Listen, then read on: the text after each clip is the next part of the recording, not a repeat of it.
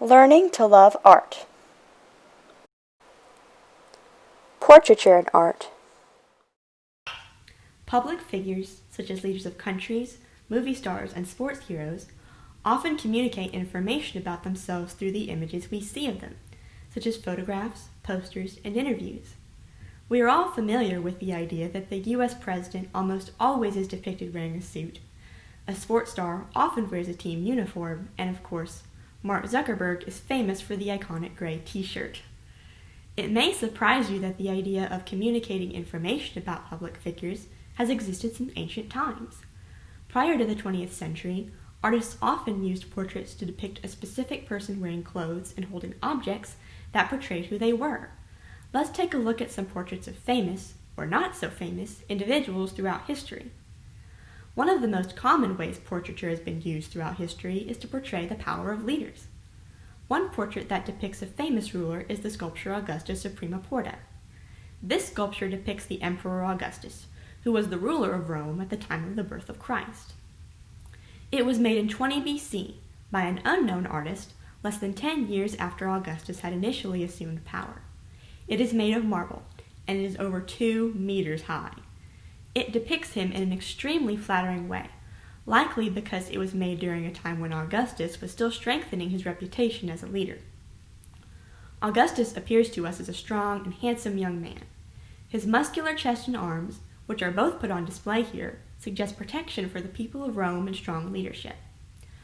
Augustus's depiction as a handsome young man marks a shift from earlier Roman portraiture, in which the imperfections of leaders, such as wrinkles and baldness, were highlighted. Unlike these earlier portraits, Augustus appears almost godlike in his perfection here. Interestingly, this sculpture includes several pieces of imagery that were meant to make the people of Rome think more highly of Augustus. For example, there is a small cupid at the base of one of Augustus's legs.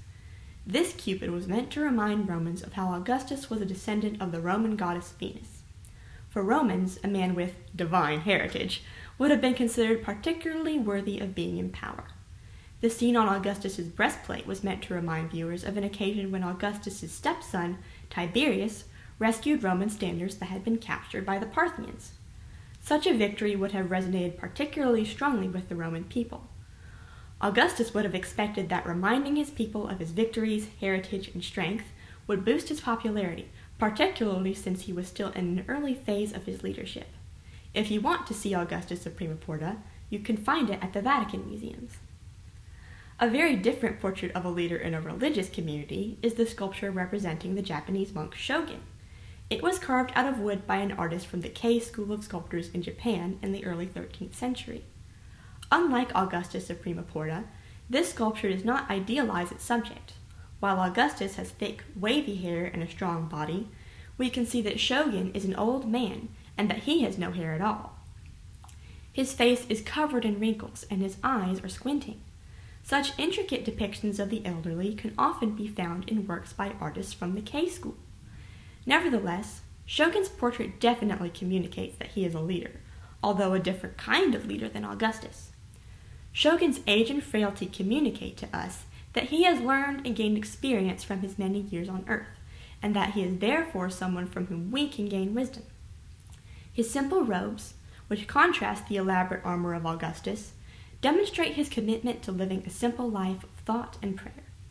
This information is further communicated through the prayer beads he holds, illustrating how prayer and meditation are important to Shogun. From Shogun's portrait, we can see that there are different ways to communicate authority in a piece of art. This sculpture can be seen at the temple of Todaiji in Nara, Japan. Sometimes portraits represent people who are unimportant in the eyes of society. One such portrait is Little Dancer of 14 Years by Edgar Degas, made in the 1880s. Here, we see a young ballerina striking a pose. Like the sculpture of Shogun, this little girl is not represented in an idealized way. She seems scrawny and skinny, and her face looks tense.